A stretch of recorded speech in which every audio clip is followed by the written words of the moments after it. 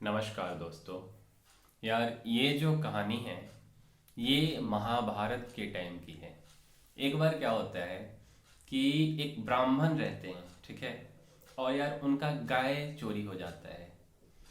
तो जब गाय चोरी हो जाता है तो वो ब्राह्मण रोते रोते अपने नगर के राजा के पास जाते हैं और कहते हैं कि महाराज महाराज, मेरी गाय चोरी हो गई है।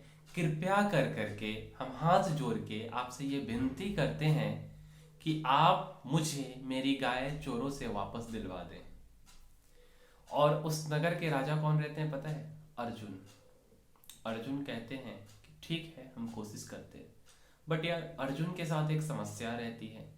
और समस्या क्या रहती है कि अब यार क्या है ना कि बिना हथियार के आप कोई युद्ध लड़ने जाओगे, चोर से गाय चुराना या चोर से मोबाइल फोन मतलब बरामद करना, ये एक तरह से युद्ध लड़ना ही है छोटे स्तरों की।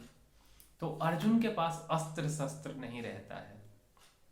उनका जो अस्त्र शस्त्र है, तीर धनुष या जो भी उनका अस्त्र शस्त्र हथियार रहता है, वो उनके बड़े भाई युधिष्ठिर के कमरे में रहता है। और उस कमरे में द्रौपदी भी रहती हैं। और यार एक नियम बना रहता है कि जब द्रौपदी अपने पांचों पतियों में से किसी एक पति के साथ अगर किसी एक कमरे में है, देन उस कमरे में बाकी बचे के जो चार पति हैं उनके, वो उस कमरे में प्रवेश नहीं करेंगे। बट ये जो नियम रहता है, इस नियम को तोड़ते हुए, मतलब यही मेन नियम है जिसके कारण अर्जुन जो है ये असमंजस में पड़ जाते हैं कि हम उस कमरे में जाएं कि नहीं जाएं। और नहीं जाते हैं तो मेरे पास कोई अस्त्र शस्त्र नहीं है, और जाते हैं तो नियम टूटेगा। बट अर्जुन उस कमरे में जाते हैं, वहां से अपना तीर धनुष लेते हैं और फिर चोर से लड़ करके उस ब्राह्मण का गाय को चुराते हैं, ठीक है। आते हैं, फिर अपने भैया भाभी को बोलते हैं कि हम जो है अब वनवास जा रहे हैं 12 वर्षों के लिए। क्योंकि ये पांचों लोग मिलकर के, पांचों पांडव मिलकर के एक नियम बनाए रहते हैं कि जो भी इस नियम को तोड़ेगा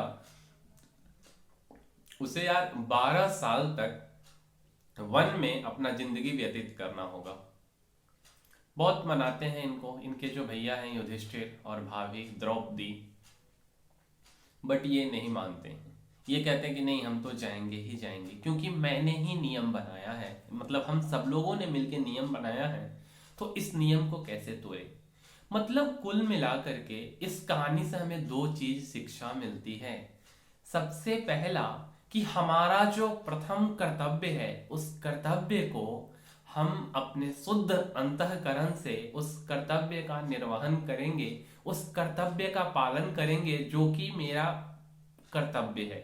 अगर मेरे माँ बाप ने मुझे कहीं पे पढ़ने के लिए भेजा है तो मैं अपने ईमानदारी पूर्वक उस कर्तव्य को पालन करूंगा। बेसिकली मैं 2 घंटे ही पढ़ूं, 4 घंटे ही पढ़ूं, ठीक है।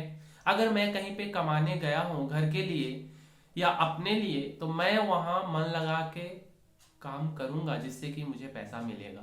या जो मेरे लाइफ का जो गोल है उसके लिए जो मैंने निर्धारित किया है, जो चीज कि जैसे जैसे मैं स्टेप बाय स्टेप आगे बढ़ूंगा, उसको उसका निर्वहन शुद्ध अंतःकरण से करूंगा। मतलब मेरा जो प्राथमिकता है, प्रथम जो काम है, उसको मैं पूरे जिम्मेदारी पूर्वक पहले निभाऊंगा। और दूसरा कि हमने जो नियम बनाया है उस नियम का पालन करेंगे।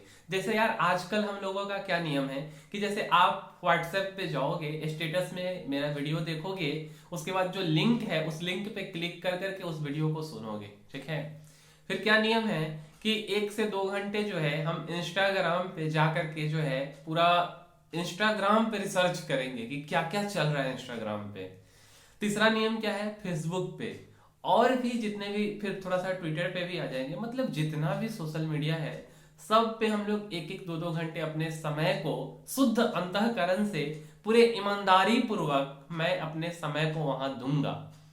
बस मजाक कर रहे हैं, सीरियसली मत दे देना, क्योंकि वहां दोगे तो क्या होगा ये तुम भी कल्पना नहीं कर सकते हो, ठीक है, या कर सकती हो।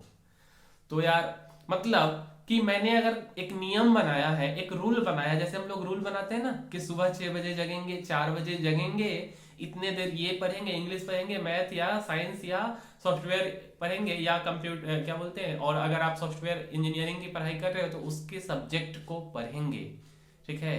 तो ये जो हमारा नियम है, मैं कोई हर दिन एक लाइफ में 1-2 घंटे कुछ स्किल सीखने पे फोकस करूंगा या करूंगी, मतलब तो इस चीज को, मेरा जो नियम है, जो नियम मैंने बनाया है कि मैं यूट्यूब वीडियो बनाऊंगा पर डे, तो मैं बनाऊंगा, ठीक है। तो जो नियम बनाया है उस नियम को नहीं तोड़ेंगे। कुल मिला करके इस पूरे वीडियो का सार दो ही है कि मैंने जो नियम बनाया है उसको मैं नहीं तोड़ूंगा। दूसरा, मेरा जो प्रथम कर्तव्य है, मेरा जो प्रथम दायित्व है, उसको मैं पूरे ईमानदारी पूर्वक निभाऊंगा, ठीक है। तो उम्मीद करते हैं कि आपको ये वीडियो अच्छा लगा होगा। मिलते हैं किसी अगले वीडियो में, तब तक के लिए धन्यवाद।